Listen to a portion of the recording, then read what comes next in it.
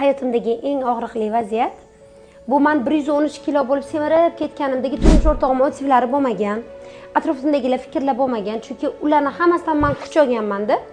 Lekin ilk marta bundan 4 yil oldin televideniyega taklif qilishgan. Undan oldin ham takliflar bo'lgan, lekin men o'zimdan uyalganman.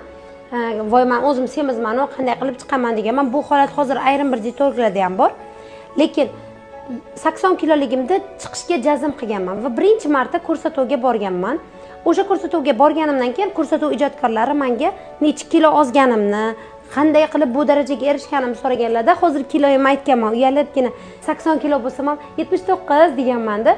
Lekin uyga kelganimdan keyin, ko'rsatuv chiqqandan keyin o'zimni mijozlarim ko'rsatuvni ko'rgandan keyin menga o'zingiz ham to'lacha ekansiz-ku degan fikrlarni berishgan. Mijoz bo'lmaganlar esa o'zi semiz-ku, qanday qilib menga ozish o'rgatasiz degan fikrlarni qilishganda, undan keyin men stressga juda ham qattiq depressiyaga berilganman. Bo'ldi, men hech qachon kamera qarshisiga chiqmayman deganman. Xo'jayinim bu fikrdan meni qaytarib, sen bularni ko'zini oldida osishing kerak, mijozlaring bilan birga oz deganlar. Bir oyda mijozlarimga yeyotgan ovqatimgacha, qilayotgan mashqimgacha yuborib, bir oyda 9 kilo ozganman va o'sha ko'rsatuvga bir oydan keyin yana borganman.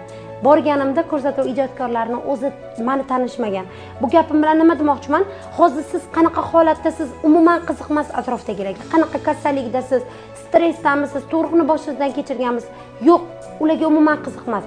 Ularning gapi sizga yo motivatsiya bo'ladi, dalshi ko'rsatib qo'yaman senlarga deysiz, yoki-da ularni maqsadiga erishtirib xafa bo'lib o'tirasiz. Tanlov har doim hammani o'zida. Xulosani to'g'ri chiqargan odam dalsh harakat qiladi.